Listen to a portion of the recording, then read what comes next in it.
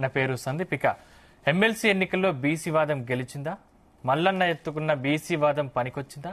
ఉత్తర తెలంగాణలో బీజేపీ హవా కొనసాగితే నల్గొండలో బీసీ వాదాన్ని పక్కన పెట్టారు ఓటర్లు.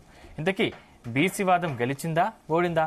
ఇదే అంశంపై ఇవాళ డిబేట్లో చర్చిద్దాం. డిబేట్లో మనతో పాటు పాల్గొంటున్నారు ప్రొఫెసర్ గాలి వినోద్ కుమార్ గారు, అనలిస్ట్, అదేవిధంగా డాక్టర్ లింగం యాదవ్ గారు, కాంగ్రెస్ నుంచి. ముందుగా వినోద్ కుమార్ గారు నమస్కారం అండి. మీ దగ్గర నుంచి స్టార్ట్ చేద్దాం.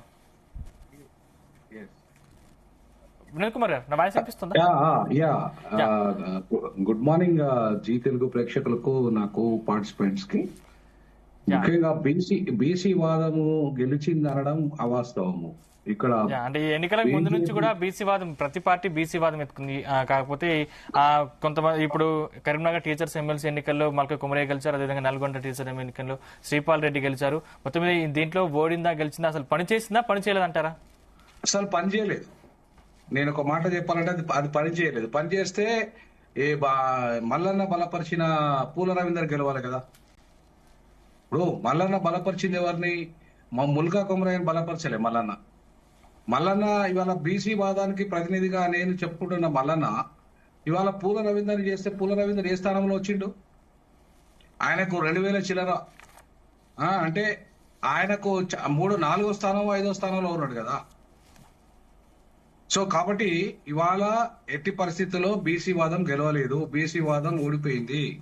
ఇవాళ గెలిచింది కేవలము ఇవాళ టీచర్స్ అనే వాళ్ళు, వాళ్లకు ఎవరైతే పని చేస్తారో, ఎవరైతే అందుబాటులో ఉంటారో, ఎవరైతే వాళ్ళ ప్రయోజనాలు కాపాడే వాళ్ళు ఉంటారో వాళ్ళు మాత్రమే అక్కడ గెలిచారు.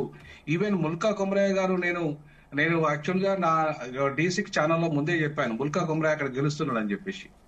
ఎందుకు గెలుస్తుండో అక్కడ బీజేపీ, ఇప్పుడు అక్కడ బీజేపీ RSS ఎంపీలు ఉన్నాయి. అక్కడ కేంద్ర మంత్రి ఉన్నాడు, ఆదిలాబాద్ జిల్లా ఎంపీ ఉన్నాడు, తర్వాత బండి సంజయ్ కరీంనగర్ ఎంపీ ఉన్నాడు. తర్వాత అక్కడ ఏంటంటే అభ్యర్థి కాంగ్రెస్ అభ్యర్థి లేడు, తర్వాత బీఆర్ఎస్ అభ్యర్థి లేడు. ఇవాళ ఆల్టర్నేటివ్ గా ప్రజలు ఎవరిని చూస్తారు? ఇక కేవలం బీజేపీని చూస్తారు.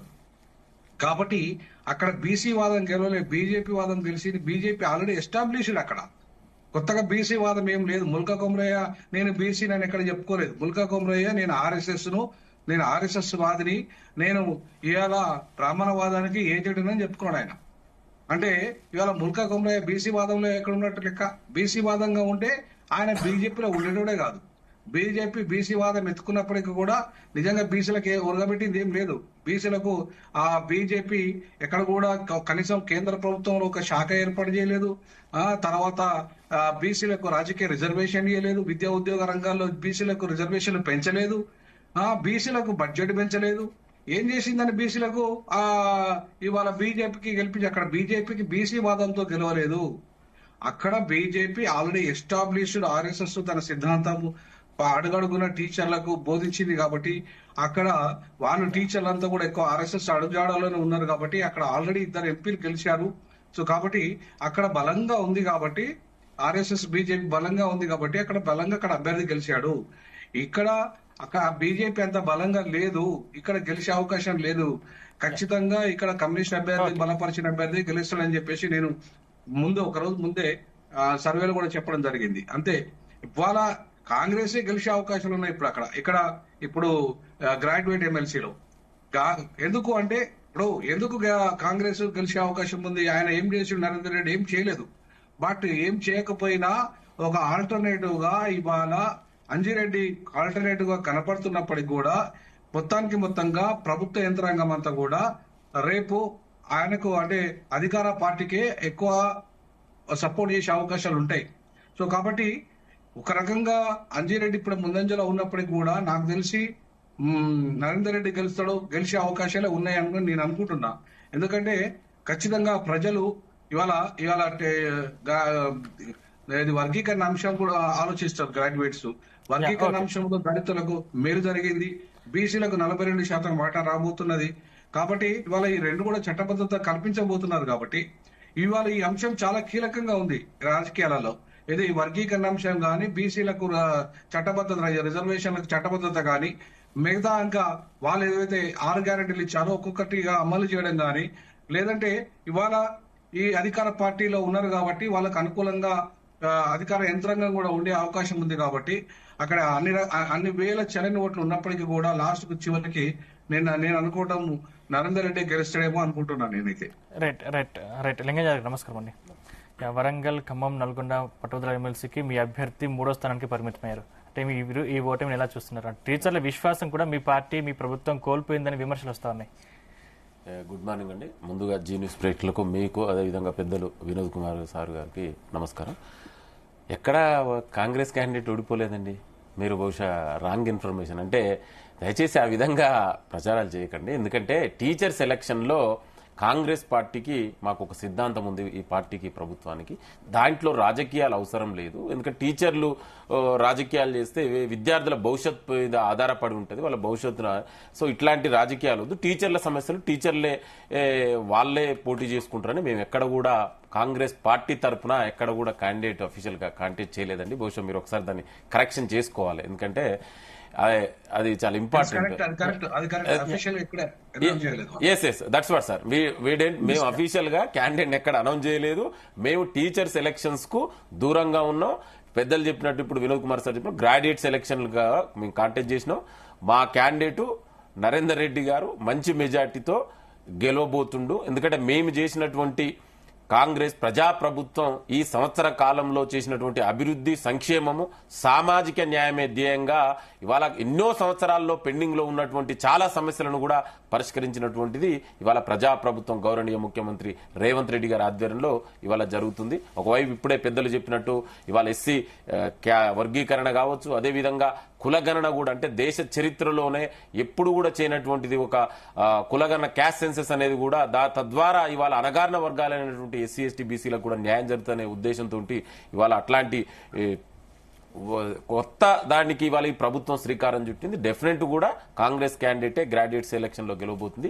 టీచర్స్ లో అయితే ఎస్ మీరన్నట్టు ఇప్పుడు గెలిచిందంటే అక్కడ కాంగ్రెస్ కాంటెస్ట్ చేయలేదు. అదేవిధంగా తెలంగాణ ఈ రాష్ట్రంలో ప్రధాన ప్రతిపక్షమైనటువంటి పార్టీ కాంటెస్ట్ చేయలేదు. సో చేసింది అక్కడ ఒక ఉన్నటువంటి టీచర్ పార్టీ మల్లన్న సపోర్టించినటువంటి వాళ్ళు ఓడిపోయారు. అక్కడ నల్గొండకు సంబంధించి శ్రీపాల్ రెడ్డి యాదవ్ గెలిచారు. అంటే అక్కడ కూడా బీసీ నినాదం పనిచేయలేదు. నేను అదే చెప్తున్నా. ఇప్పుడు దయచేసి ఒక వ్యక్తికి నినాదాన్ని అంటగట్టకండి. బీసీ నినాదం అనేది మీ పార్టీకి సంబంధించిన వ్యక్తి కదా. అందుకే నేను ఆల్రెడీ ఇచ్చారు కదా మా పార్టీ నుంచి. ఇప్పుడు సస్పెండ్ చేశారు. అంతకు ముందుకైతే మీ పార్టీ నుంచి అంత ముందుకు నుంచి కూడా నోటీస్ ఇవ్వడం జరిగింది, షోకాజ్ నోటీసు. మొన్ననే పార్టీ కూడా అఫీషియల్ ఒక డిసిషన్ తీసుకుని నేను ఏమంటున్నా, దయచేసి బీసీ వాదాన్ని మొత్తగా గంపగుత్తగా ఒక వ్యక్తికి మూటగట్టకండి. ఆ వ్యక్తికి సంబంధించిన వ్యక్తి ఓడిపోతేనే ఓడిపోయిందని, గెలిస్తే గెలిచిన, దయచేసి ఇది సంబంధం లేదు. ఇవాళ ఏం చేసిరని బీసీలో బీజేపీ గెలుస్తారండి? ఇప్పుడే పెద్దలు చెప్పారు. 10 ఏళ్లుగా ఇవాళ అంటే దాదాపు 11 సంవత్సరాల కేంద్రంలో బీజేపీ అధికారంలో ఉంది. మరి బీసీ క్యాండిడేట్ అని చెప్పుకున్నటువంటి వ్యక్తి చెప్తే అదే గెలిచింది అనుకుంటే, మరి బీజేపీ బీసీలకు ఏం చేసింది? కేంద్రంలో ఒక మంత్రిత్వ శాఖ ఏర్పాటు చేయలే. ఇవాళ దేశవ్యాప్తంగా కూడా ఎస్సీ ఎస్సీ బీసీలు ప్రత్యేకంగా కులగణన జరగాలని కోరుకుంటారు. మరి క్యాస్ట్ సెన్సెస్ గురించి బీజేపీ నాయకులు మాట్లాడమండి. ఇవాళ మొన్న ఉమెన్ రిజర్వేషన్ లో బీసీ ఉమెన్ కు రిజర్వేషన్ ఎందుకు ఇవ్వలే? మరి ఇదే బీజేపీ బీసీ నాయకులు. నరేంద్ర మోడీ బీసీ ప్రధాని అని చెప్తుండు కదా. నేను దయచేసి బీసీ వాదానికి వ్యక్తికి సంబంధం లేదు. అక్కడ ఉన్నటువంటి పీఆర్టీ యూటీఎఫ్ లో మధ్యలో ఉన్నటువంటి డిఫరెన్స్ వల్ల ప్రధాన పార్టీలు ఇవాళ కాంగ్రెస్ పార్టీ మేము క్యాండిడేట్ అక్కడ కాంటెస్టే చేయలేకపోవడం వల్ల వాళ్ళు గెలిచిరు.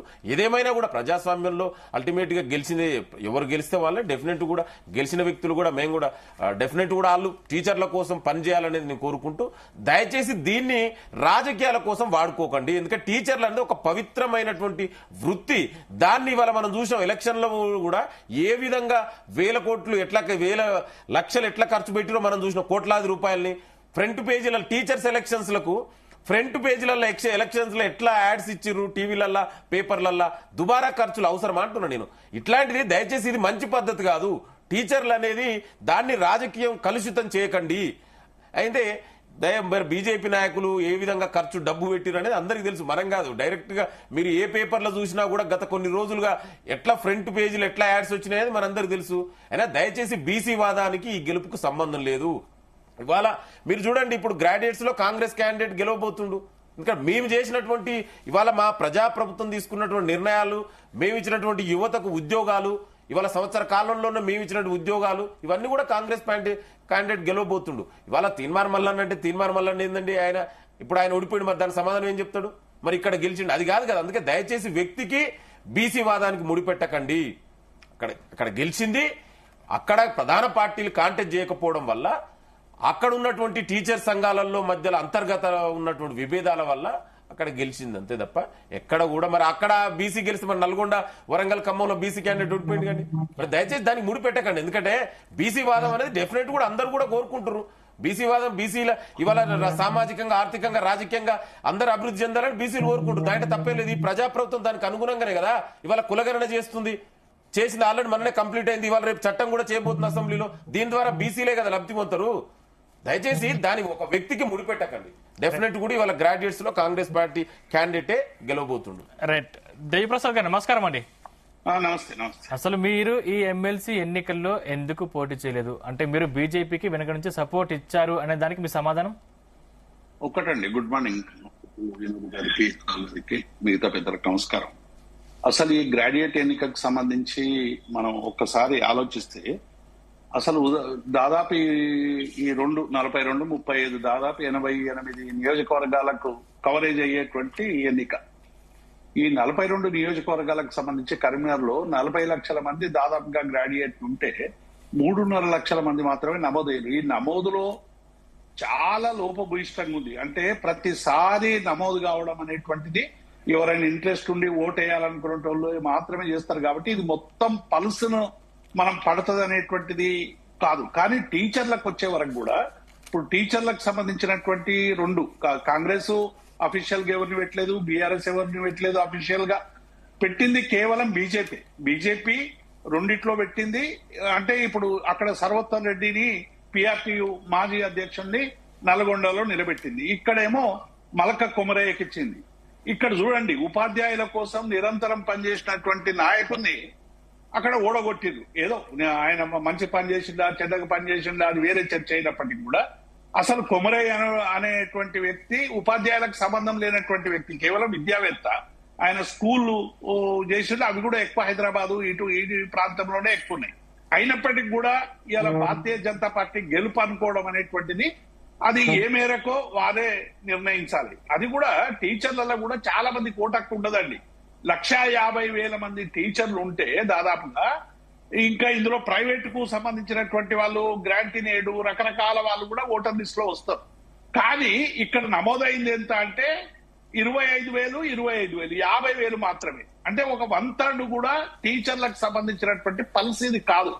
కానీ ఇవాళ చాలా స్పష్టంగా యాదవ్ గారు చెప్పినట్టు కాంగ్రెస్ పార్టీ లేకపోయినప్పటికీ కూడా వాళ్ళ అధికార ప్రతినిధి పోటీ చేసింది. అందులో హర్షవర్ధన్ రెడ్డి గారు, అట్లాగే కాంగ్రెస్ పార్టీకి సంబంధించి మల్లన్న గారు, ఆయన నిన్న సస్పెండ్ అయినా ఇంకా ఆయన నేను తీసేయలేదు కాబట్టి ఇప్పటికి కూడా కాంగ్రెస్ పార్టీ మెంబరే. మల్లన్న అయితే చాలా తీవ్రమైనటువంటి చేస్తూ బీసీలకు సంబంధించి బీసీల ఇప్పుడు ఏదో ఈయన ఓడిపోయింది కాబట్టి పూల రవీందర్ ఇంకొకరు ఓడిపోయారు కాబట్టి బీసీ వాదం ఓడిపోయిందని ఎవరైనా అనుకుంటే అది భ్రమ. ఎందుకంటే ఇక్కడ జరిగినటువంటి పోటీ అంతా కూడా ఉపాధ్యాయ సంఘాలకు సంబంధించి 3 కూడా పిఆర్టీ నాయకులే. రవీందర్ రెడ్డి గాని, పూల రవీందర్ గాని, సర్వోత్తమ్ రెడ్డి గాని, అట్లాగే శ్రీపాల్ రెడ్డి గాని. ఇప్పుడు ఏమైందంటే పిఆర్టీయు యాంటీ పిఆర్టీయు అనేటువంటి ఎన్నిక జరిగింది అక్కడ. ఆ ఎన్నికల్లో ఓట్లన్నీ కూడా యాంటీ ఇన్కంబెన్సీకి సంబంధించినటువంటి ఓట్లు గాని మిగతా వాళ్ళు గాని చెల్లా చెదురు కావడం వల్ల డెఫినెట్ గా అక్కడ ఫలితం ఇంకొక రకంగా వచ్చింది తప్ప ఇది మొత్తం ఏదో అక్కడ బీజేపీ గెలిచింది ఇక్కడ గెలిచింది. రెండిట్లో కూడా కాంగ్రెస్ పార్టీకి సంబంధించినటువంటి ఇంతకుముందు యాదవ్ చెప్పింది నేను పూర్తిగా అంగీకరిస్తా. కానీ పాక్షికంగా వాళ్ళు ఏం చెప్పారంటే వీళ్ళ మద్దతుదారులు కోదండరాం సార్ గారేమో ఈ 2 అభ్యర్థులను బలపరిచింది. ఎందుకంటే ఇప్పుడు ఉన్నటువంటి కాంగ్రెస్ పార్టీకి సంబంధించినటువంటి జనసమితికి సంబంధించిన గోపాల్ రెడ్డిని కోదండరాం గారిని సపోర్ట్ చేస్తే 24 ఓట్లు వచ్చినాయి నల్గొండలో.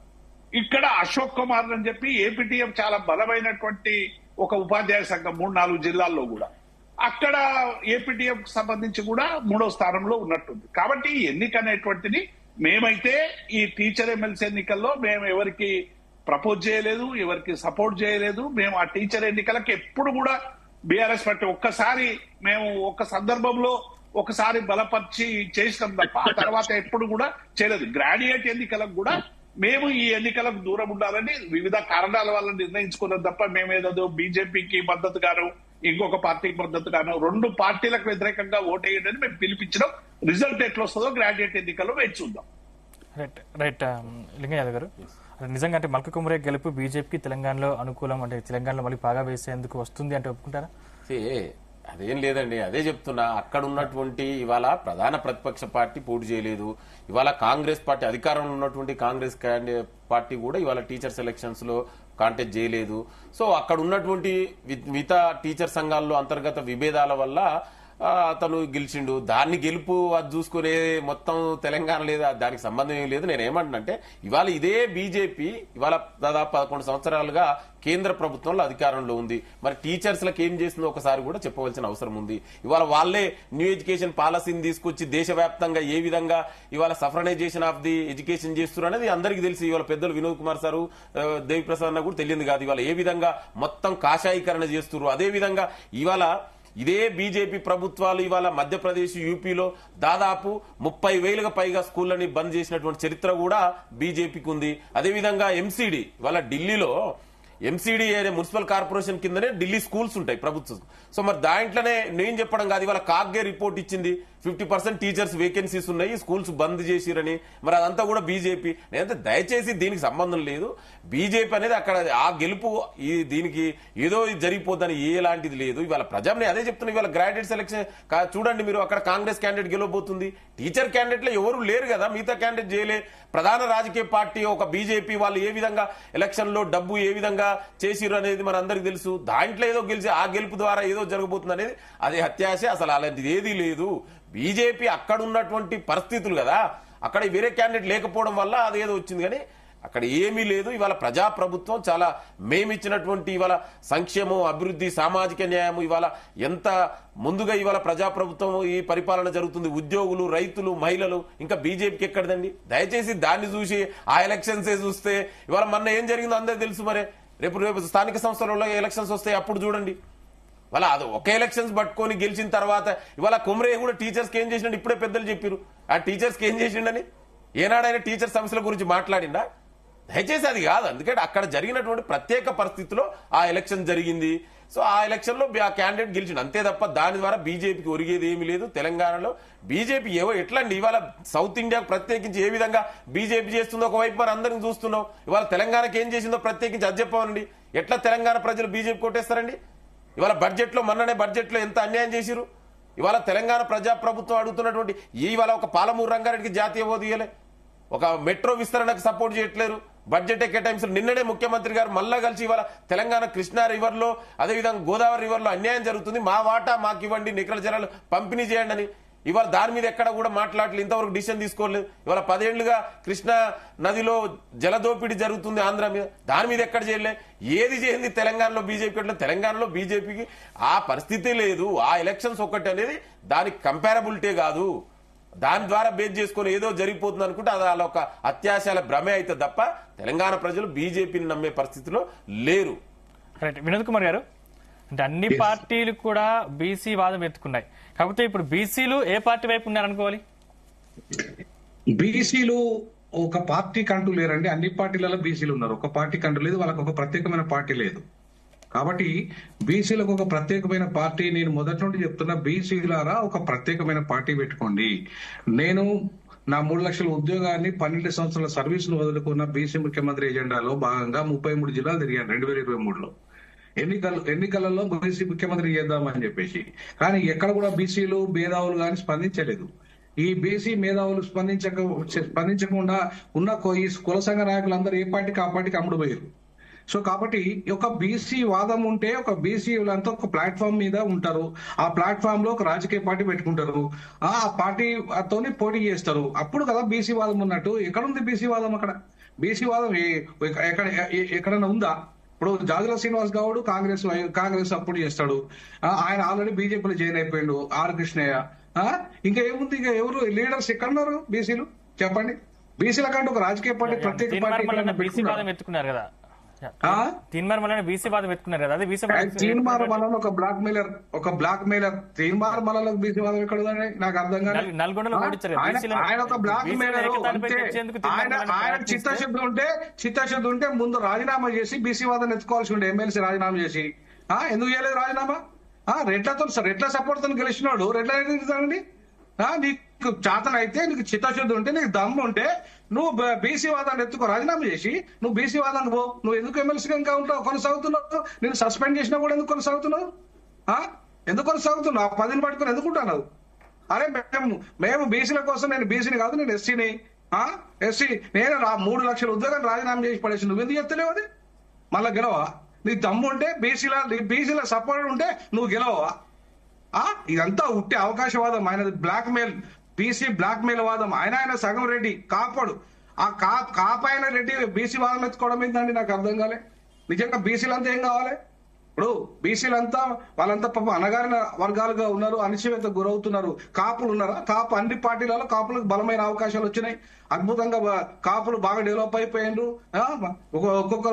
ఒక్కొక్క కాపు ఇవాళ ముఖ్యమంత్రికి 10 మంది కాపులు ముఖ్యమంత్రికి రెడీలో ఉన్న పరిస్థితిలో బీసీలు ఉన్నారా? మోస్ట్ బ్యాక్వర్డ్ బీసీలు అయితే అసలే లేరు. కాబట్టి ఇవాళ బీసీలు బీసీ వాదాన్ని ఎత్తుకోవాల్సింది కాపైన కాదు, ఒరిజినల్ బీసీలు ఎత్తుకోవాలి. ఈ బ్లాక్ మెయిలర్ ఇవాళ చేస్తున్నది ఏంది? బ్లాక్ మెయిలిజం తప్ప. ఇవాళ బీజేపీకి అనుకూలంగా వ్యవహారం చేస్తే కాంగ్రెస్ ఊరుకుంటారా? ఎందుకు ఊరుకుంటారు?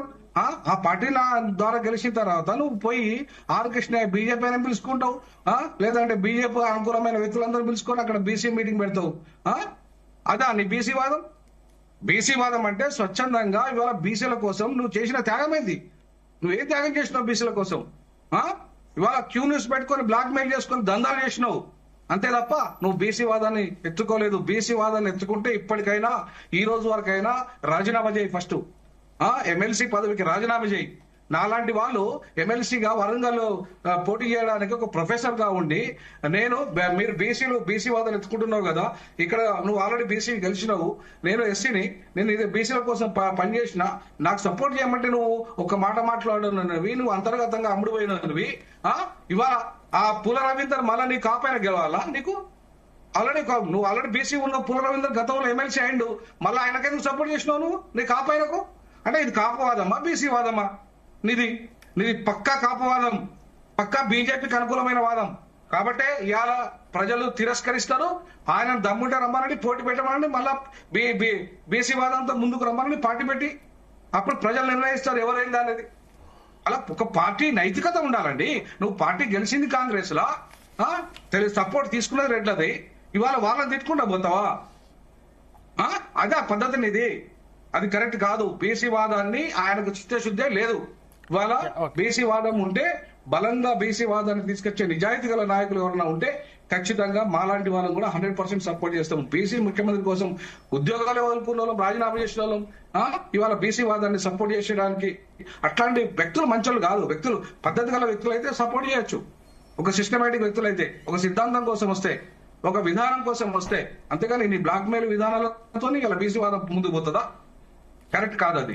ఇవాళ ఇప్పటికైనా ఆయన బీసీ వాదాన్ని ఎత్తుకోవాలంటే ఫస్ట్ ఆయన రాజీనామా చేయాలి, ఎమ్మెల్సీ పదవికి రాజీనామా చేయాలి. అది కాంగ్రెస్ ఇచ్చిన పదవి అది. సో కాంగ్రెస్ సపోర్ట్ తో గెలిచిన పదవి అది. దాని నైతికత ఉంటే రాజీనామా చేసినా ప్రజల్లోకి వచ్చి ప్రజా తీర్పు అడుగు, ప్రజల దగ్గరికి పోదాం. అంతేగాని ఇవాళ బ్లాక్ మెయిల్ రాజకీయాలు చేసి దాన్ని బీసీ వాదం అంటే ఎట్లా? ఓకే, దేవిప్రసాద్ గారు, అంటే కవిత గారు కూడా ఈ మధ్య బీసీ నినాదం ఎత్తుకున్నారు. ఒకవేళ రేపు ప్రొద్దున మీ పార్టీ అధికారంలోకి వస్తే మీరు బీసీని ముఖ్యమంత్రి చేస్తారా? ఎందుకంటే కాంగ్రెస్ పార్టీ కూడా స్పష్టమైన హామీ ఇచ్చింది, ఒకవేళ రేపు పొద్దున మేము మళ్ళీ ఖచ్చితంగా బీసీ ముఖ్యమంత్రి అవుతారు మా పార్టీలో అని చెప్పేసి వాళ్ళు స్పష్టమైన హామీ ఇచ్చారు. మీరు హామీ ఇస్తారా? అలా ఇప్పుడు బీసీకి సంబంధించి దాదాపు 80% సంబంధించినటువంటి జనానికి సంబంధించినటువంటి మేమెంతో మాకంతా అనేటువంటి చైతన్యం పెరుగుతున్నది. ఇప్పుడు ఈ టీచర్ ఎమ్మెల్సీ ఎన్నికలకు దాన్ని ముడిపెట్టి అక్కడ బీసీ పోయిందని ఇంకెవరైనా అనుకుంటే అది కరెక్ట్ కాదు. ఎందుకంటే బీసీలలో కూడా చైతన్యం, ఇప్పుడు ఇంతకుముందే మిత్రుడు వినోద్ చెప్పినట్టు బీసీలు వివిధ వర్గాలుగా వివిధ పార్టీలలో ఉన్నారు. అందరూ కూడా ఏకమై మా బీసీకి సంబంధించినటువంటి ముఖ్యమంత్రి మా ఓట్లు మేమే వేసుకుంటామన్నాక డెఫినెట్ గా బీసీలదే రాజ్యాధికారం అవుతుంది. కానీ వాళ్ళు ఉండేటువంటి చీలికను ఆధారంగా చేసుకొని అన్ని రాజకీయ పార్టీలు కూడా ఇవాళ బీసీల అధికారంలోకి రాకుండా వెనక్కి పడేస్తున్నాయి అనేటువంటి మాట వాస్తవం. అది ఎవరు ఎంత చెప్పినా అన్ని రాజకీయ పార్టీలు సరే మోదీ బీసీ అని చెప్పుకున్నప్పటికీ కూడా ఒక ప్రధానమంత్రికి సంబంధించినటువంటి వాటినే ప్రామాణికంగా తీసుకోలేదు. కాబట్టి రేపు ఎట్లా ఉంటది ఎన్నికలలో డెఫినెట్ గా బీసీలకు ఇప్పుడు కవిత గారు కానీ బీఆర్ఎస్ కానీ మిగతా బీజేపీ కానీ అందరం కూడా చెప్తున్నది ఏంది, మీరు కామారెడ్డి డిక్లరేషన్ లో 42% ఇస్తామన్నారు. ఆ 42% సంబంధించినటువంటి చేయండి సమగ్ర సర్వే అని చెప్పి సర్వే చేసిన తర్వాత ఆ సర్వేకి సంబంధించి అనేక మంది బీసీ నాయకులు అనేక రకాలుగా వాటి మీద అనుమానాలు వెలిబుచ్చారు. దీని తర్వాత ఈ పంచాయతీ ఎన్నికలకి ఎట్లా పోతారు ఏంటి అనేటువంటి విషయమే చేయాలి. మా పార్టీ డెఫినెట్ గా బీసీలకు సంబంధించినటువంటి చైతన్యం వచ్చినాక పార్టీ నిర్ణయం తీసుకోకుంటే పార్టీ ఉండదండి. ఏ పార్టీ అయినా మొత్తం బీసీలందరూ ఐక్యమై డిమాండ్ పెట్టినాక బీసీలకు ఇస్తామని చెప్పినాక చేయకుండా రేవంత్ రెడ్డి గారు ఏమన్నారు, నేనే చివరి ముఖ్యమంత్రిని అన్నాడు. చివరి ముఖ్యమంత్రి అంటే 15 ఏళ్ల దాకా వాళ్ళు చెప్తున్నది ఏంది, మేము ఇంకొక 5 ఏళ్ల అధికారంలోకి వస్తాం. 10 ఏళ్ల దాకా రేవంత్ రెడ్డి. ఇప్పుడు మళ్ళా నేను చెప్తున్నానంటే రేవంత్ రెడ్డిని ఒకవేళ ఎవరైనా దించేయాలని ప్రయత్నం చేస్తే రేవంత్ రెడ్డి, ఉత్తమ్ కుమార్ రెడ్డి గారు, కోమటిరెడ్డి గారు, ఎవరు గారు బీసీలే అవుతారని దమ్కి ఇచ్చినట్టుగా కనబడతా ఉన్నది. అంటే ఇది రేవంత్ రెడ్డి ప్రోవాదం తప్ప ఇంకొకటి కాదనేది కూడా ఇవాళ బయట చర్చ జరుగుతా ఉంది. కాబట్టి డెఫినెట్ గా ఇవాళ బీసీలకు సంబంధించి రాజ్యాధికారం రావాలంటే ఇంకా ఇంతకుముందు వినోద్ చెప్పినటువంటి ప్రతిపాదన కావచ్చు, లేకుంటే సమాజంలో జరుగుతున్నటువంటి చర్చ కావచ్చు, అన్ని వర్గాలు ఐక్యమైన తర్వాత డెఫినెట్ గా బీసీలు అధికారంలోకి వస్తారు. వాళ్ళని ఆపేటువంటి శక్తి ఎవరికి కూడా ఉండదు. కానీ ఆ వాళ్ళ మధ్య ఉండేటువంటి వివిధ రాజకీయ భావాల ఘర్షణ మధ్య విడిపోతున్నటువంటి నేపథ్యంలోనే ఇతర కులాలు పెత్తనం చేసేటువంటి ఒక అవకాశం ఒక తెలంగాణ కాదు దేశవ్యాప్తంగా వస్తున్నటువంటి అంశాన్ని చూశాం. కాబట్టి ఈ టీచర్లకు ఎమ్మెల్సీ ఎన్నికకు సంబంధించి గెలిచినటువంటి వాళ్ళని స్వాగతిద్దాం. చాలా సమస్యలున్నాయి, ఉపాధ్యాయులకు సంబంధించి, ఉద్యోగులకు సంబంధించి, గ్రాడ్యుయేట్లకు సంబంధించి.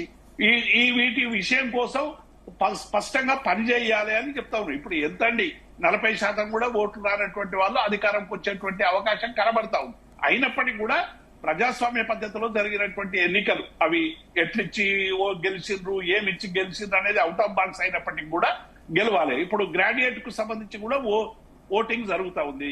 గ్రాడ్యుయేట్ ఓటింగ్ కు సంబంధించినటువంటి రిజల్ట్ మీద మనం కొంత ఏ పార్టీకి సంబంధించినటువంటి పల్స్ ఎట్లా ఉంది అనేటువంటి విషయం మీద కొంత మేరకు మనం అసెస్ చేసేటువంటి అవకాశం ఉంటుంది. టీచర్లకు సంబంధించినటువంటి ఎన్నికల్లో ఏ రాజకీయ పార్టీలు కూడా, అంటే ముఖ్యంగా 2 పార్టీలు, కాంగ్రెస్ గాని లేకుంటే బీఆర్ఎస్ గాని, కమ్యూనిస్టులకు సంబంధించి చాలా ఇప్పుడు ఏమైందంటే నర్సిరెడ్డికి కాంగ్రెస్ పార్టీ మద్దతు ఇచ్చింది అనేటువంటి ప్రచారం. ఎందుకంటే సిపిఎం కాంగ్రెస్ పార్టీకి సంబంధించినటువంటి ఎన్నికల పొత్తులో ఉన్నటువంటిది. అట్లాగే కోదండరాం గారు ఒక క్యాండిడేట్ పెట్టారు, మల్లన్న గారు ఒకరిని సపోర్ట్ చేసిండు.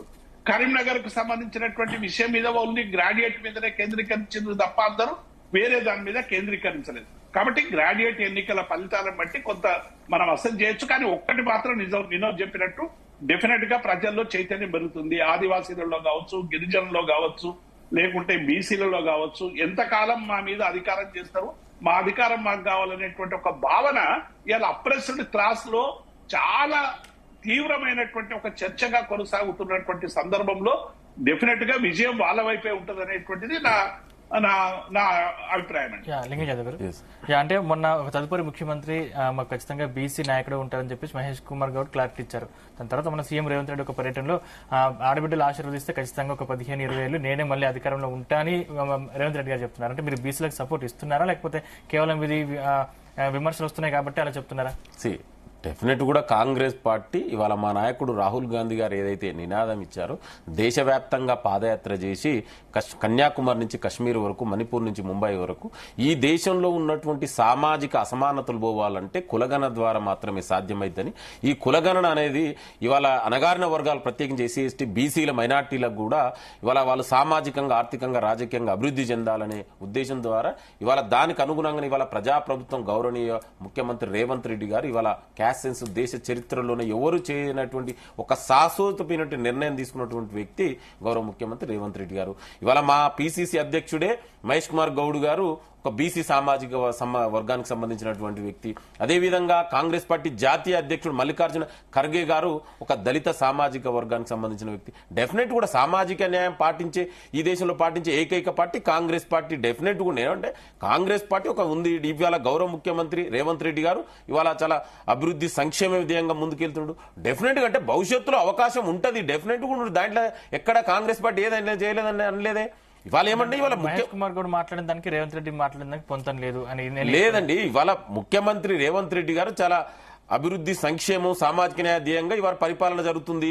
డెఫినెట్ కూడా మళ్ళా కూడా కాంగ్రెస్ పార్టీ అధికారంలోకి వస్తుంది. భవిష్యత్తులో డెఫినెట్ కూడా బీసీ వర్గాలకు న్యాయం జరుగుతుంది, అవకాశం వస్తుంది అన్నారు. దాంట్లో ఎక్కడ మేమనలేదే. ఇవాళ మిగతా పార్టీలు వాళ్ళు రాజకీయాల కోసం వాడుకుంటారు. ఇవాళ గతంలో బీఆర్ఎస్ పార్టీ అధికారంలో ఉన్నప్పుడు 10 ఏళ్లుగా మరి బీసీలకు ఏం చేసిందండి? ఇవాళ ఆనాడు 33% స్థానిక సంస్థల్లో బీసీలకు రిజర్వేషన్ ఉండే, దాన్ని 18% తగ్గించినటువంటి వ్యక్తి ఎవరండి? దాని కారకులు ఆనాడు ఉన్నటువంటి ముఖ్యమంత్రి కేసీఆరే కదా. ఇవాళ అదే పక్క రాష్ట్రంలో మహారాష్ట్రలో ఇవాళ 50% పైగా ఇవాళ స్థానిక సంస్థల్లో రిజర్వేషన్ అమలవుతుంది. పక్కనే ఉన్నటువంటి తమిళనాడులో 69% ఇవాళ స్థానిక సంస్థల్లో రిజర్వేషన్ అమలవుతుంది. మీరు ఆనాడు బీసీలకు రిజర్వేషన్ తగ్గించారు కదా. ఇవాళ బీసీలకు న్యాయం జరగాలనేది ఇవాళ కులగణన, ఇవాళ రేపు చట్టం కూడా రాబోతుంది.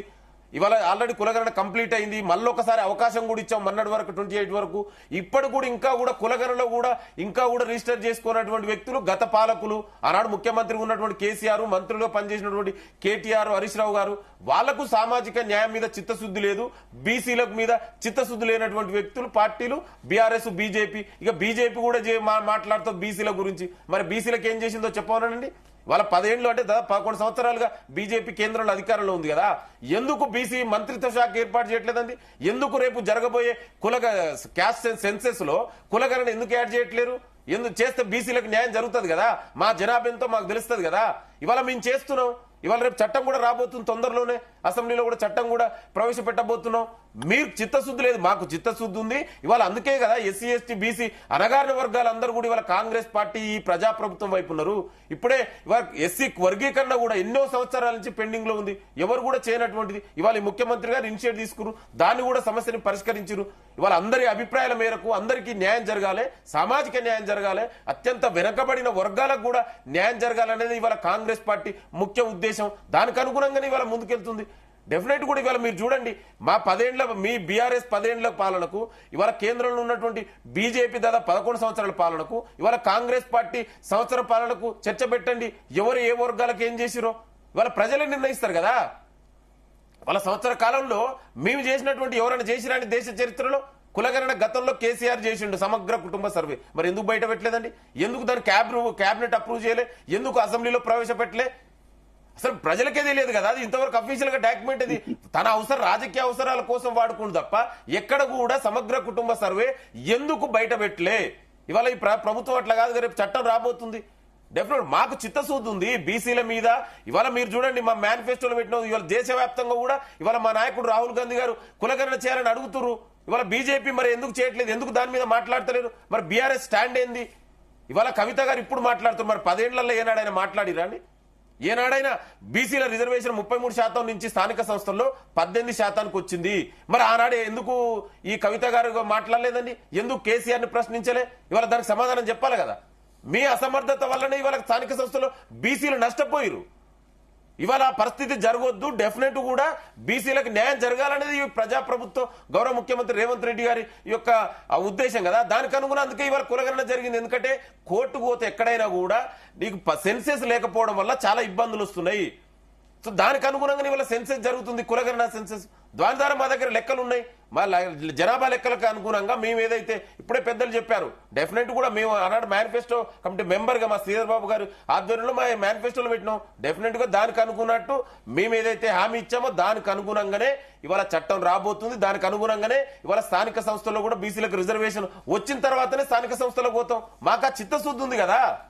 మీకు చెయ్యలేని ఇప్పుడు ఈ ప్రభుత్వం చేస్తుంది, మరి మీరేం చేస్తారో చెప్పండి. ఇప్పటికైనా మీరు మాతో పాటు కలిసి రండి, కేంద్రాన్ని అడుగుదాం. ఎందుకు చట్టం చేయదు? ఎందుకు రేపు జరగబోయే పాపులేషన్ సెన్సెస్ లో క్యాస్ట్ సెన్సెస్ ఇంక్లూడ్ చేస్తారా చెయ్యరా? బీజేపీ ముందు దాని మీద స్టాండ్ చెప్పాలి. బీజేపీ నాయకులు ఏదో మాట్లాడతారు బీసీ అని. నరేంద్ర మోడీ అందరికి తెలుసు, ఆయన టెక్నికల్ ఓబీసీ. ఎప్పుడు ఆ కులని ఎప్పుడు బీసీలో చేంజ్ చేసిరో అందరికి తెలుసు. ఆయన ముఖ్యమంత్రి కావడానికి కొన్ని నెలల ముందు మాత్రమే ఆ కమ్యూనిటీని బీసీలో చేంజ్ చేశారు. అందుకే వాళ్ళకి బీసీలకు ఇదే నరేంద్ర మోడీ బీసీలకు వ్యతిరేకంగా మండల్ కమిషన్ వ్యతిరేకంగా పోరాడిన వ్యక్తి కదా. ఆనాడు మండల్ వర్సెస్ కమండల్, మండల్ వర్సెస్ మందిరి ఉద్యమాన్ని నడిపిన వ్యక్తి కదా. బీజేపీ ఆర్ఎస్ మొదటి నుంచి బీసీలకు వ్యతిరేకం. ఇవాళ ఈ ప్రభుత్వం చేస్తున్న దీన్ని డైవర్ట్ చేయడం కోసం ఇవాళ బీజేపీ బీఆర్ఎస్ కలిసి దీని మీద అవాకు ఇది సర్వే మంచిగా లేదు, సర్వే తప్పుల మంచిగా లేదంటే మీరు చెప్పండి ఎక్కడ మంచిగా లేదో, ఎవరు ఇంటికి రాలేదో చెప్పండి, ఎవరు మిస్ అయ్యారో చెప్పండి. అంతే తప్ప వేగ్గా ఇది సమగ్రత తప్పు తప్పండి ఎట్లానండి? ఇవాళ కేసీఆర్ మరి ఆయనకు ఆ మాత్రం లేదా? ఎందుకు దాంట్లో ఎన్రోల్ చేసుకోలేదు? కేటీఆర్ ఎందుకు ఎన్రోల్ చేసుకోలేదు? అంటే మీ ఉద్దేశం ఏంది? బీసీలకు న్యాయం జరగొద్దనే కదా. అందుకే దయచేసి ఇప్పటికైనా మారండి. ఇవాళ ప్రజలు అందరూ కూడా అన్ని గమనిస్తున్నారు.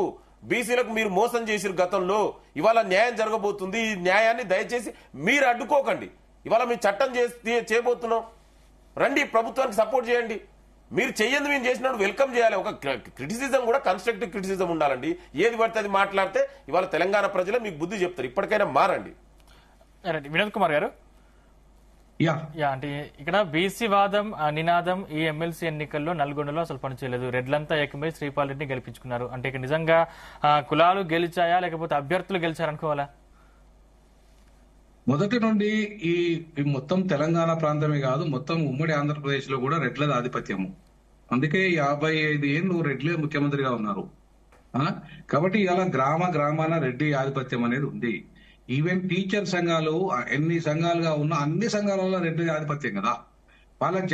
వాళ్ళ ఓట్లు ఏంటండి? యాక్చువల్ గా రెడ్ల ఓట్లు ఎంత? 2400 ఎంతో ఉంది, అంతకంటే ఎక్కువ లేదు. మొత్తం 24,000 దాంట్లో. సో అట్లాంటి ఓట్లు ఒక రెడ్లు అతి తక్కువ జనాభా ఉన్న ఓట్లు ఇవాళ మొత్తం 24,000 వాళ్ళ టీచర్లను ప్రభావితం చేయగలుగుతున్నారంటే వాళ్ళ లీడర్షిప్ లో 10 సంఘాలున్నా 10 సంఘాలు రెడ్లే ఉంటారు కదా నాయకత్వంలో. కాబట్టి ఇవాళ నాయకత్వ దిశగా బీసీలు ఎదగకుండా, నాయకత్వాన్ని ప్రభావితం చేయకుండా, ఇవాళ నాయకుడు కాకుండా ప్రజలు ఎవరికి ఓటేయాలి చెప్పండి? బీసీలో ఏం నాయకత్వం ఉంది? సో నాయకత్వం ఇప్పటిదాకా సరైన నాయకత్వం లేదు బీసీలో. సో ఒక రాజకీయ నాయకత్వం, ఒక నమ్మకమైన నాయకత్వం లేదు బీసీలో. నేను చెప్తున్నది అదే. బీసీలో నమ్మకమైన నాయకత్వం ఉన్నప్పుడు ఖచ్చితంగా బీసీ ప్రజలు మెజారిటీ ప్రజలు కాబట్టి ఆ నాయకుని వెంట పోతారు. ఎక్కడున్నాడు ఒక నమ్మకమైన నాయకుడు చెప్పండి? ఇవాళ ఆర్ కృష్ణ పోయింది బీజేపీలో, మళ్ళీ తీసుకున్నాడు. అంతకుముందు వైఎస్ఆర్సీపీలో తీసుకున్నాడు, అంతకుముందు కాంగ్రెస్ లో ఎమ్మెల్యే టికెట్ తీసుకున్నాడు, అంతకుముందు తెలుగుదేశంలో ఎమ్మెల్యే టికెట్ తీసుకున్నాడు. తప్ప ఆయనకు ఒక బీసీ పార్టీ పెట్టి ఆయన బీసీలను మొత్తం ప్రభావితం చేయగలిగి ఒక సమాజ్వాదీ పార్టీ లాగా, ఒక లాలూ ప్రసాద్ యాదవ్ లాగా, ఒక డిఎంకే లాగా ఇవాళ బీసీల నాయకత్వంలో వచ్చిందా? ఇక్కడ ఆ ప్రభావం ఉందా ఇక్కడ?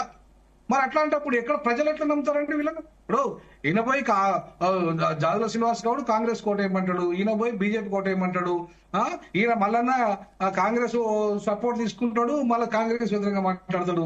ఎవరిని నమ్మాలి బీసీలు చెప్పండిగా? ఒక లీడర్షిప్ లేకుండా. ఇప్పుడు బీసీలకంటూ ఒక లీడర్షిప్ ఉండాలి, ఒక పార్టీ ఉండాలి, ఒక ఐడియాలజీ ఉండాలి. ఈ 3 లేవు కదా. ఈ 3 లేనప్పుడు ఎక్కడే సాధ్యమవుతుందండి? సో కాబట్టి ఇవాళ బీసీలారా 52% ఉన్నామని చెప్పుకోవడం కాదు. 52% ఉన్న ఇప్పుడు మేధావి వర్గం ఎవరైతే పనిచేస్తున్నారో బీసీలలో ప్రధానంగా, మీరు అనవసరంగా ఈ ఎస్సీ వర్గీకరణ గురించో ఇంకా అటు గురించో మాట్లాడడం మానేయండి. మీ బీసీ సమస్యలు బోల్డన్ని ఉన్నాయి. ఈ భారతదేశ సమస్యలు, బీసీ సమస్యలు, మహిళా సమస్యలు అన్నాడు అంబేద్కర్. సో ఇవాళ బీసీలు మహిళలు కనుక చైతన్యం అయితే ఈ దేశంలో విప్లవం వస్తుంది. వాళ్ళు కాకుండా చేయడానికి కదా కుట్ర అనేది మిగతా వాళ్ళంతా, అగ్రవర్ణాలంతా.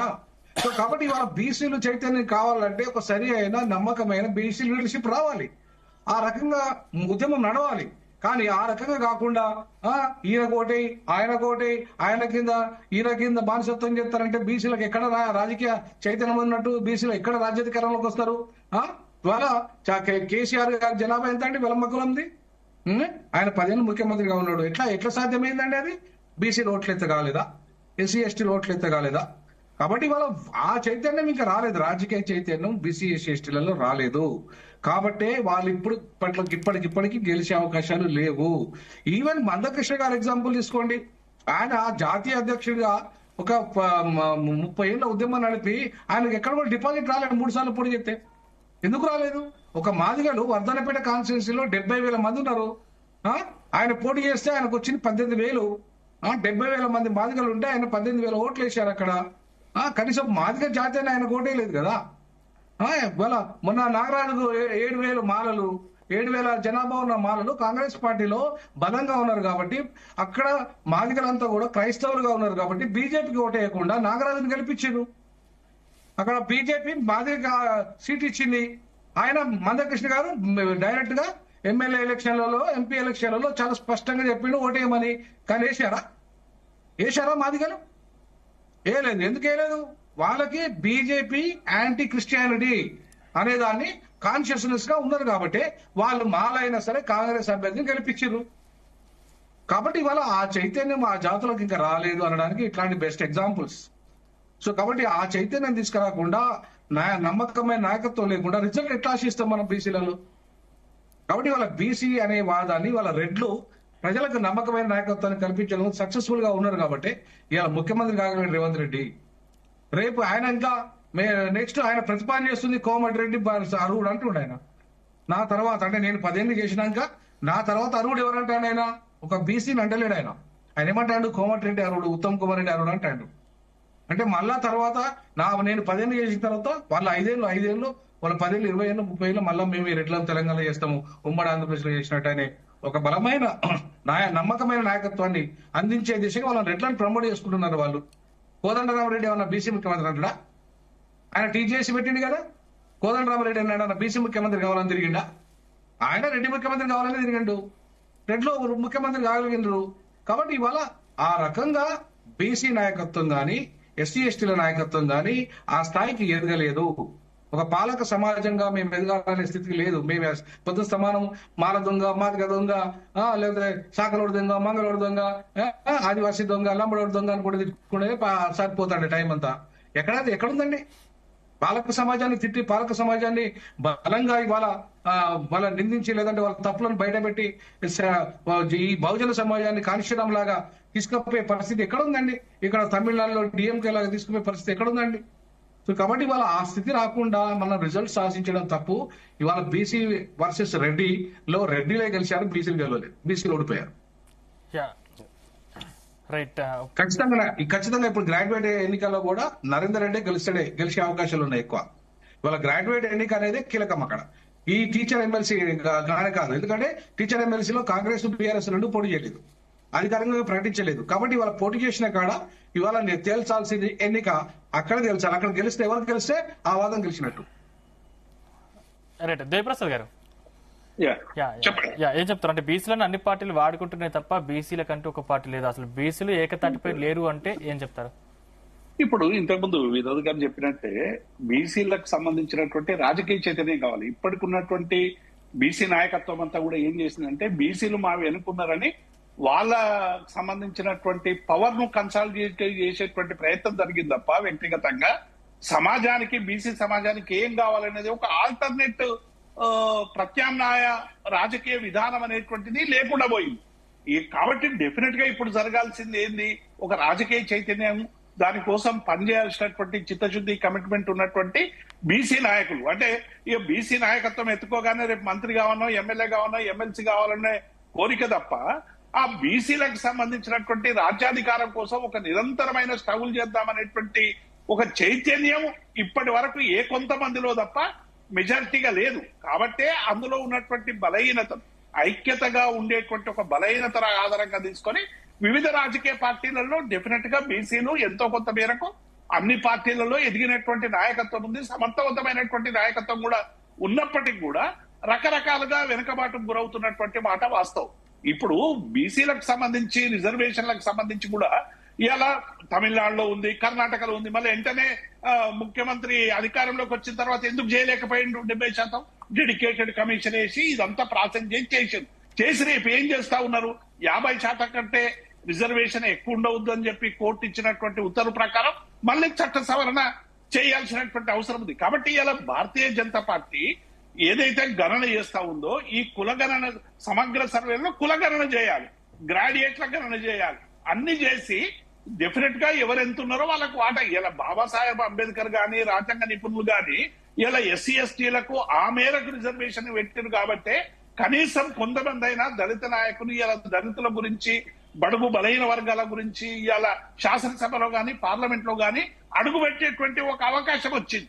కానీ బీసీలకు కూడా చట్టసభల్లో రిజర్వేషన్లు రావాలి. ఇలా మహిళలకు రిజర్వేషన్లు ఎట్లా రాబోతా ఉన్నాయో బీసీలకు కూడా ఒకవేళ అటువంటి రిజర్వేషన్లు వస్తే తప్ప డెఫినెట్ గా బీసీల ప్రాతినిధ్యం తగ్గట్టు మనం ఈ తెలంగాణ శాసనసభ తీసుకున్నా, ఆంధ్ర శాసనసభ తీసుకున్నా, కర్ణాటక తీసుకున్నా, ఎక్కడ తీసుకున్నా కూడా మీకు మార్కెట్ చైర్మన్లు ఇస్తాం లేకుంటే ఇంకోటి ఇస్తాం అనేది కాదు. రాజ్యసభలో గాని పార్లమెంట్ లో గాని చట్టాలు చేసే దగ్గర బీసీలకు సంబంధించినటువంటి అధికారం ఉంటే తప్ప ప్రజల సంపద, మెజారిటీ ప్రజలు ఎవరు? బీసీలు, ఎస్సీలు, ఎస్టీలు.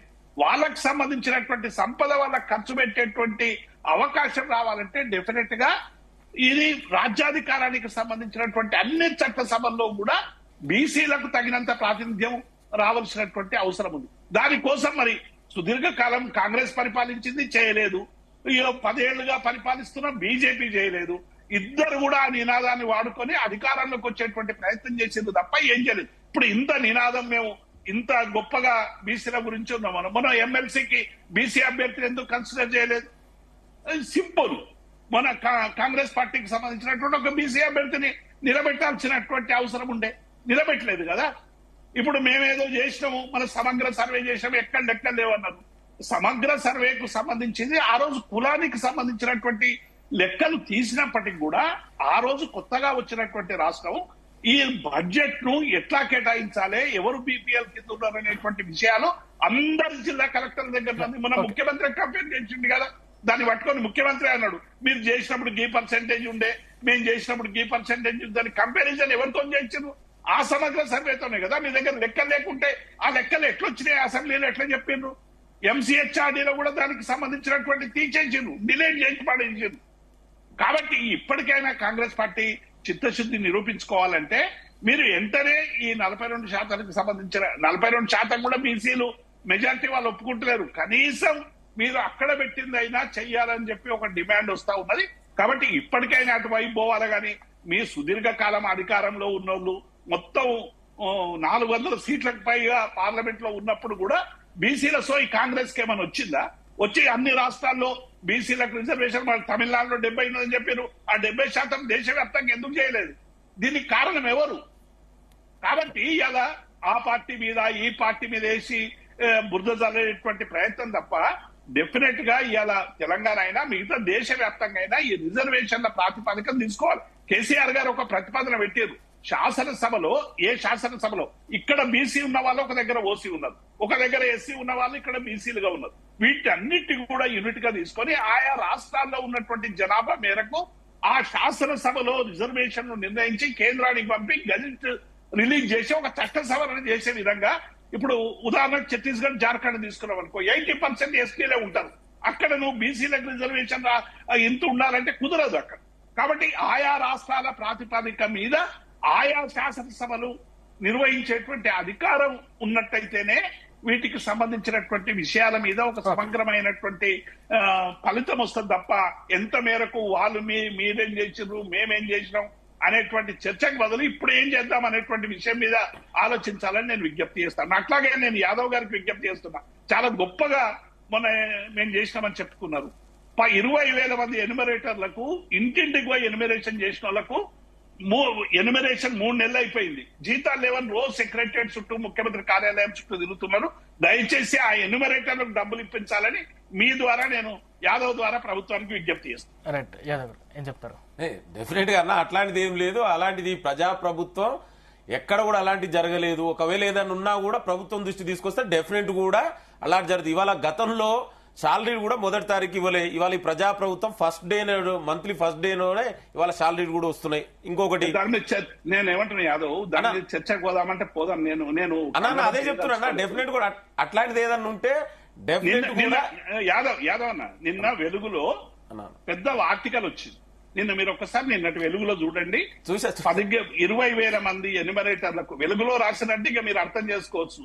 20,000 మందికి సంబంధించినటువంటి ఎన్యుమరేటర్లకు ఎవరికి కూడా వేతనం దాకా ఇబ్బందులు పడుతున్నారు అన్నది. కాబట్టి మీ ద్వారా నేను ప్రభుత్వానికి విజ్ఞప్తి చేస్తున్నాను. డెఫినెట్ గా అదే విధంగా బీసీలకు డెఫినెట్ కూడా ఇవాళ మాకు చిత్తశుద్ధి ఉంది కాబట్టినే ఇవాళ అన్న చెప్పినట్టు డెఫినెట్ గా మాకు ఆ కమిట్మెంట్ ఉంది. దానికి అనుగుణంగానే ఇవాళ కులగణన జరిగింది. ఇవాళ చట్టం కూడా రేపు అసెంబ్లీలో కూడా చట్టం కూడా రాబోతుంది.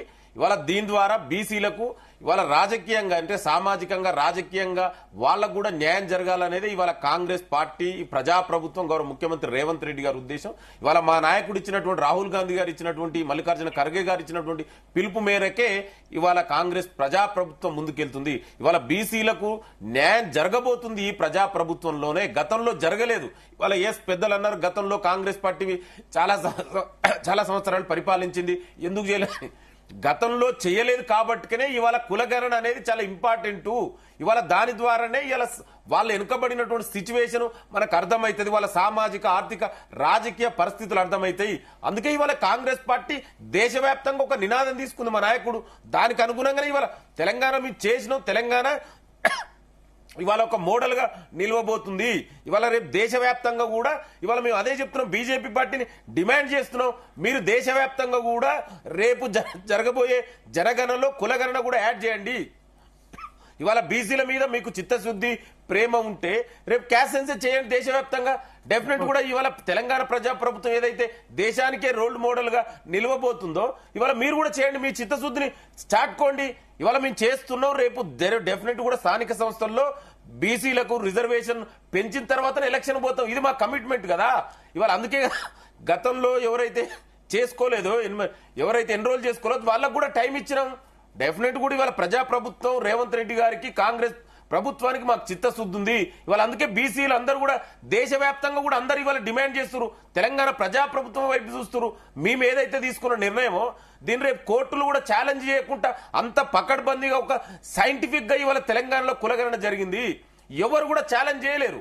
ఇవాళ మేము అన్ని ఆప్షన్స్ కూడా ఇచ్చినాం, ఆన్లైన్ ఆఫ్లైన్, ఎక్కడ కూడా టైం కూడా ఎక్స్టెండ్ చేసి, అంటే ఎక్కడ కూడా ఛాలెంజ్ చేయకుండా ఒక ఆ చిత్తశుద్ధి, ఆ కమిట్మెంట్ మాకు ప్రభుత్వానికి ఉంది.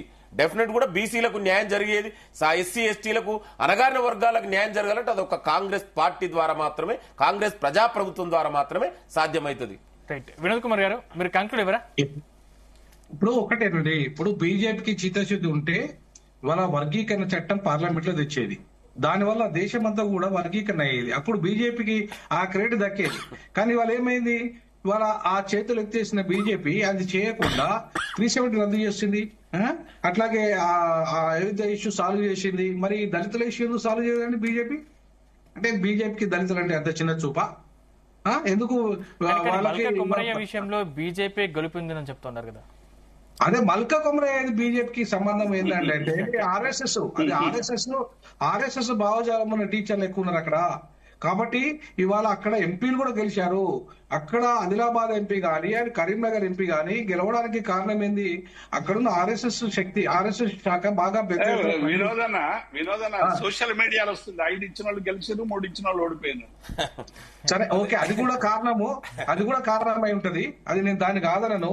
ఇప్పుడు డబ్బులు అసలే బీజేపీ పంచలేదు అని నేను అనను గాని, కాకపోతే కారణాలు వేరు. అక్కడ చాలా నిర్మాణాత్మకంగా ఆర్ఎస్ఎస్ పనిచేస్తుంది, ఆ విషయాన్ని మనం గమనించాలి. ఇవాళ అది కాంగ్రెస్ కూడా లేదు, ఆర్ఎస్ఎస్ అంత బలంగా, అది బీఆర్ఎస్ కి అయితే అసలే లేదు. సో ఆర్ఎస్ఎస్ అనేది ఒక అత్యంత కీలకంగా ఒక భూమిక పోషిస్తుంది ఎన్నికల్లో. కాబట్టి ఇవాళ టీచర్స్ అనే వాళ్ళు చాలా మంది ఆర్ఎస్ఎస్ భావజాలంతో ఉన్నారు. కాబట్టి ఇవాళ అక్కడ మల్కా కొమరయ్య గెలుస్తాడని చెప్పేసి నేనైతే ముందే చెప్పాను. మల్కా కొమరయ్య అంటే ఆయన గెలుస్తాడు. ఎందుకు గెలుస్తాడంటే ఆయన ఆర్ఎస్ఎస్ లో అత్యంత కీలక భూమిక పోషించిన వ్యక్తి. ఆయన భారత ప్రధానమంత్రి గారికి చాలా అత్యంత సన్నిహితుడు. మొత్తం దేశంలో ఉన్న ఆర్ఎస్ఎస్ శాఖలకు ఇవాళ ఇక్కడ దక్షిణాదిలో చాలా బలంగా పనిచేస్తున్న వ్యక్తి ఆయన. కాబట్టి మల్కా కొమరయ్య గారు ఖచ్చితంగా గెలవబోతున్నారని చెప్పేసి నేను ముందే చెప్పడం జరిగింది, అది జరిగింది. ఇక్కడ విషయానికి వస్తే, ఇక్కడ నల్గొండ, ఖమ్మం ఈ ప్రాంతాలలో బీజేపీ ఆర్ఎస్ఎస్ అంత బలంగా లేదు. ఇక్కడ అంతా లెఫ్ట్ ప్రభావం ఉంటది. ఇక్కడ కాంగ్రెస్ రెడ్లంతా ఎక్కడికక్కడ బాగా బలంగా ఉన్నారు. అక్కడ వీళ్ళంతా కూడా ఏంటంటే ఆ ప్రాంతాలను పూర్తి స్థాయిలో కదిలించగలిగే శక్తి ఉన్నవంతులు ఇలా రెడ్లు. మీరు నల్గొండ తీసుకుంటే రెడ్డే, ఇలా ఖమ్మం తీసుకుంటే రెడ్లే, మొత్తం రెడ్ల కుటుంబాలే వెళ్తున్నాయి అక్కడ అంతా. కాబట్టి నీకు ఏకంగా ఆ ఖమ్మం అంతా మొత్తంగా ఆయన పొంగురెడ్డి శ్రీనివాసరెడ్డి ఎవరిని నిలబెట్టి ఎవరిని సపోర్ట్ చేస్తే వాళ్ళే గెలిచారు. నల్గొండలకు వచ్చేస్తే ఇవాళ వాళ్ళు కోమటిరెడ్డి, వెంకటరెడ్డి ఆ రెడ్లు ఎవరిపై సపోర్ట్ చేస్తే వాళ్ళే గెలిచారు. కాబట్టి ఇలా రెడ్లంతా కూడా అక్కడ నర్సిరెడ్డి గెలిచినా, శ్రీపాల్ రెడ్డి గెలిచినా, అంకోరెడ్డి గెలిచినా రెడ్డి గెలుతాడా? ఎందుకంటే ఆ ప్రభావం అట్లా ఉంది అక్కడ. కాబట్టి ఇవాళ ఈ ప్రాంతం డిఫరెంట్, ఆ ప్రాంతం డిఫరెంట్, అక్కడ ఉన్న ప్రభావం డిఫరెంట్, ఇక్కడ ఉన్న ప్రభావం డిఫరెంట్. కాబట్టి ఇక్కడ పిఆర్టీ అభ్యర్థి గెలిచిండు, అక్కడ బీజేపీ అభ్యర్థి గెలిచాడు. ఇక మనం లెక్క కట్టాల్సింది ఎక్కడ అంటే, ప్రధానంగా చూడాల్సింది ఎక్కడంటే గ్రాడ్యుయేట్ ఎన్నికల్లో. నిజంగా గ్రాడ్యుయేట్ ఎన్నికల్లో రాజకీయ చైతన్యం ఎటువైపు ఉన్నదని ఇక్కడ మనం తేలిపోతుంది. ఇవాళ బీసీ అభ్యర్థి బీఎస్పీ సపోర్ట్ చేసింది, అక్కడ ఎట్టి పరిస్థితుల్లో బీఎస్పీ సపోర్ట్ చేసిన బీసీ అభ్యర్థి గెలిచే అవకాశమే లేదు. నిజంగా బీసీలో చైతన్యం కనుక ఉండుంటే గ్రాడ్యుయేట్స్ ఎన్నికల్లో ఇవాళ బీఎస్పీ అభ్యర్థిని సపోర్ట్ చేసే వాళ్ళు ఆయన ఒక ప్రొఫెసర్ విద్యావంతుడు. ఇవాళ నరేందర్ రెడ్డి ఏంటంటే మొత్తం టోటల్ గా ఆయన డబ్బులతోనే గెలవబోతున్నాడు ఆయన. ఇవాళ నరేందర్ రెడ్డి ఒక్క రూపాయి కూడా పిల్లలకు ఫీజులు స్కూళ్ళలో కానీ కాలేజీలో కానీ ఆయన ఇన్స్టిట్యూషన్ ఒక్క రూపాయి కూడా తగ్గించే వ్యక్తి కాదు. అట్లాంటి వ్యక్తి ఎట్లా గెలవబోతుందంటే డబ్బులతోని, అధికార పార్టీ సపోర్ట్ తోని, కాబట్టి వాళ్ళ రెడ్ల సపోర్ట్ తోని గెలవబోతున్నాడు అనేది నాకున్న అంచనా.